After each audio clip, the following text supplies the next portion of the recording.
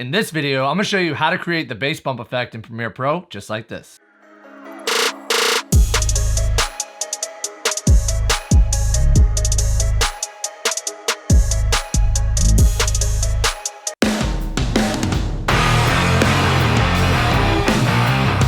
Tyler here from Video Editing with Tyler White, and if you want to learn how to edit video like a pro, start off by subscribing and hitting the bell so you don't miss anything. So down here on the timeline, I have my clips and I also have my music. And the first thing I like to do is go ahead and let my music play back so that I can identify where those bass hits are located. So I'm gonna go ahead and play it back.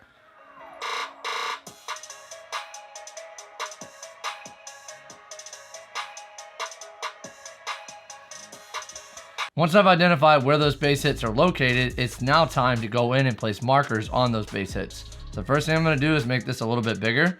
Bring this over. So the first thing I wanna do is make sure that I don't have anything selected. So I'm just gonna click anywhere within the timeline, as long as it's not on the clips or on the music at all, and just make sure that I have nothing selected. Then what I'm gonna do is I'm just gonna go ahead and listen to the music play back one more time, but every time I hear a bass hit, I'm gonna press M on the keyboard to create a marker.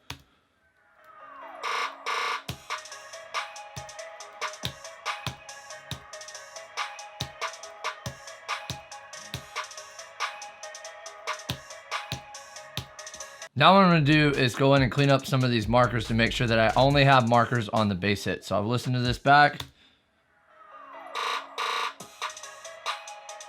I'll go ahead and remove this marker right here.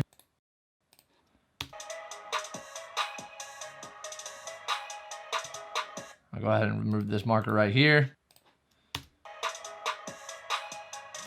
This one here as well.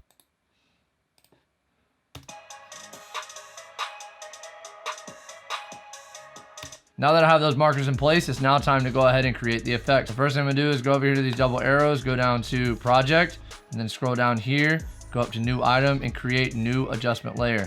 Make sure that the adjustment layer matches your sequence settings and just press OK. Then I'm going to drag that adjustment layer to that very first marker. Now what I wanna do is click on that adjustment layer, then click on the marker, and then I just wanna go forward 3 frames. 1, 2, 3. Then I'm just gonna cut this clip here. Q on the keyboard, or just use the razor tool and delete that. Then I'm gonna make this a little bit bigger. Now what I'm gonna do is go over to the double arrows, go down to effects, and I'm gonna type in transform. Click and drag transform onto that adjustment layer. Then I'm gonna scroll down, and the first thing I wanna do is uncheck use composition shutter angle. And then I want to change the shutter angle to 180. It's going to give me that good motion blur. Now what I want to do is go to the very beginning of that adjustment layer clip, and I'm going to click the stopwatch here for scale. I'm going to go forward 1 frame, and I'm going to change that to 125. You can kind of play around with this. It doesn't have to be 125. It can be less, it can be more. It's just really your preference. Then I'm going to go to the very end of the adjustment layer. I'm going to click on it, and then I'm going to bring this back down to 100. So whenever I play it back, you'll see it has that nice quick bass bump effect. And that looks pretty good for me so far. So now what I'm gonna do, instead of doing this every single time, I can do this very, very quickly. I'm just going to hold down Alt on the keyboard, and I'm going to click and drag it over to that next marker. Make sure that you have that marker selected, select the next one, hold down Alt, click and drag, and I'm gonna do this all the way across the rest of my video. And when I play it back, it looks just like this.